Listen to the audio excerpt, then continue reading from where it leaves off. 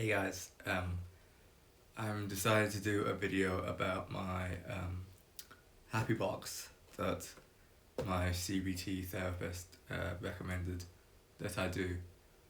Uh, the happy box is mainly to as it's a tool used so that when I feel down or I'm having a PTSD moment, that I can go to this box and see things that will make me happy and things that will take my mind off my current thoughts at that present time. So yeah, I thought I would go through it, and me being able to talk about each thing I think will help emphasize the importance of each thing. So yeah, without further ado, I shall start with the first thing, which is coffee. This is Farm Boy Brews coffee, which I recently got as a gift from them, which was amazing. So thankful for that. And yeah, it's not often when I'm at home that I'll make coffee from beans. Like it's a big effort. Well, it's not a big effort, but it takes more time, and being able to just brew a nice warm cup of coffee is something that you should take a bit of pleasure and time in, and it helps just to take your mind off a few things. So yeah, coffee. Next thing is a really badly printed photo of me and my best friend. Luca lives in America, and we obviously can't hang out every day, but we talk most days, and she's been with me through thick and thin, and it's just a fun photo. It's me and her brushing our teeth when I went over and visited her. I think it's a moment that, I don't know, we just took great joy in it, and the fact that the photo is badly printed it kind of adds to it, and I've cut it out poorly as well, and like it just sums, I don't know, it just sums everything up nicely, and it means a great deal, and Luca means a great deal. She's she's just great, and I know that she's always there for me, and just being able to see this photo is nice. The next thing is a wee bit of nostalgia. It's a Gameboy Advance with a copy of Pokemon Red, which is this is just in here for complete nostalgia's sakes, and it's a game that I grew up on from when I was like 8 or 9, maybe younger. Yeah, I love this game, and it just takes me back to a happy place, and yeah, it just takes your mind off things, and getting to see those little sprites that we grew up with is just very nostalgic and very comforting to me. The next thing I have are fake cinema tickets. I put these in because I want, when I'm down, I don't feel as though I can do anything, and if I do want to do something, I feel as though I should be doing something else, because I want to be productive and I want to feel productive, and I feel as though like watching a movie isn't the best use of my time, but when I'm down, it's probably the best use of my time because it takes me to a different place. So having these tickets in here is a ways of me being like, Richard, you need some time, just watch a movie, take your mind off things, and you can do it completely guilt-free. So yeah, that's why these are in there. The next thing is bread recipe book. This is exact same premise as the film tickets. It's just I go in, get one of these out, and it means I can just bake. I can just prepare a dough and be totally happy with what I'm doing, and know that I'm doing it for my own sake, and yeah, so, and this is my favorite bread cookbook, bread book, whatever. Yeah, flour, water, salt, yeast. So yeah, if you want to get into baking, I highly recommend this book. The next thing is it's a message that a guy named Mike Shaw wrote to me in one of our conversations, and Mike is a guy who suffered a spinal cord injury 4 days after I suffered mine. Yeah, he broke his neck while skiing, and I'm getting emotional talking about him.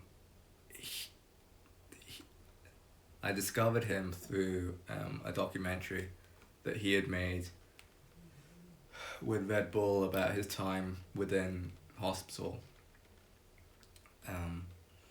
It showed his admittance, it showed the surgery that he had, it showed his rehab stage on like the bad side, the good side, and then it also showed him when he first got out of hospital, and then it showed him doing the Wings for Life World Run, which inspired me to do the Wings for Life World Run a couple of years ago. And just knowing that I have this connection to him, and his documentary helped me through a really rough stage of my life. And I saw it, and it reminded me of everything that I've achieved, and that his attitude towards it all was like phenomenal, and it's something that I want to replicate, and I take great inspiration from him. So this like message that he wrote was, much love, we're in it together, brother, I get strength and inspiration from you too. So knowing that is quite a big deal to me. So yeah, I love Mike Shaw. He's a really great guy. And if you want to see the documentary, it's called The Healing Agent. I think it's on YouTube. It should be on YouTube. But it's also on the Red Bull website or Red Bull TV. But just give it a Google and it'll hopefully come up. The next few things that I have are just inspirational quotes about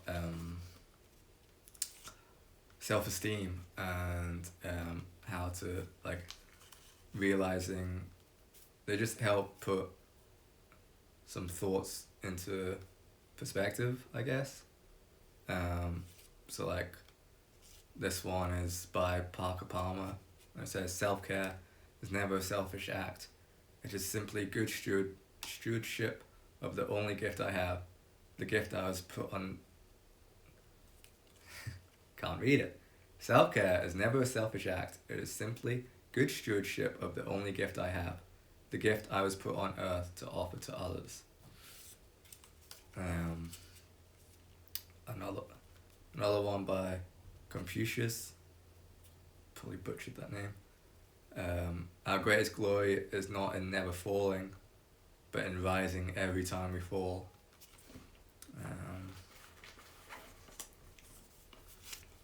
Let's see what else I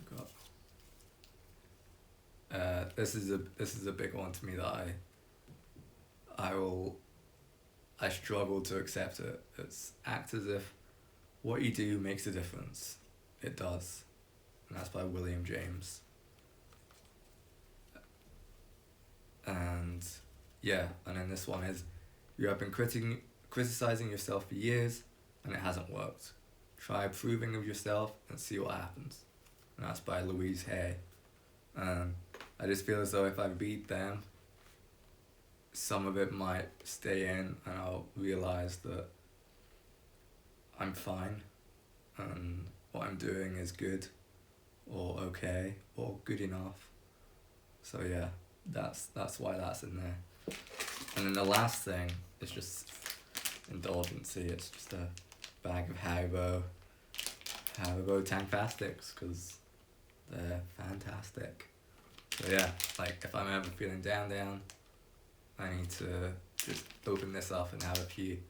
I need to remember not to eat the whole bag, because that's the thing I usually do. So yeah, tag plastics, and that's it at the moment. That's all I've got for my happy box. I'm still adding to it, I guess, and hopefully I'll think of more things to add to it. So yeah, so thank you for watching.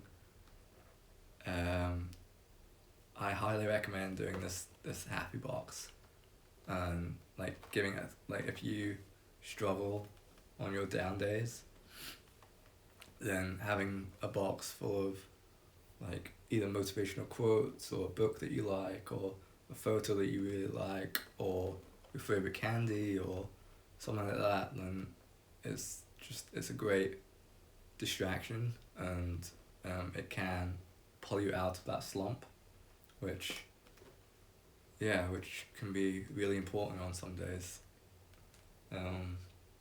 Also, a thing that I like about this that I forgot to mention is that everything I cut out by hand, and everything has like rugged edges and isn't straight and it's not perfect, and noticing that it's not perfect is fine.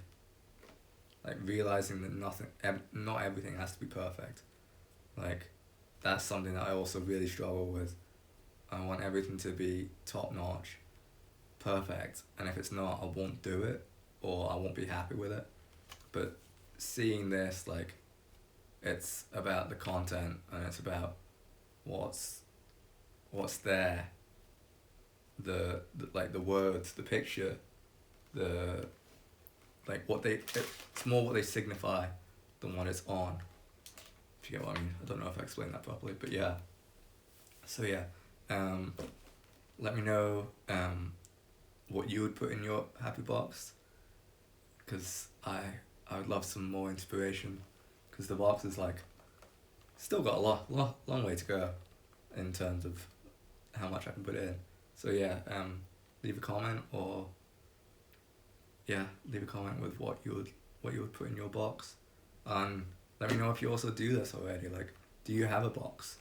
Because it's a totally brand new thing to me, and it's something that I would never have thought about unless my therapist had told me. So I'm very, very thankful for that. So yeah, this is the Wee Baker, and thank you for watching, and thank you.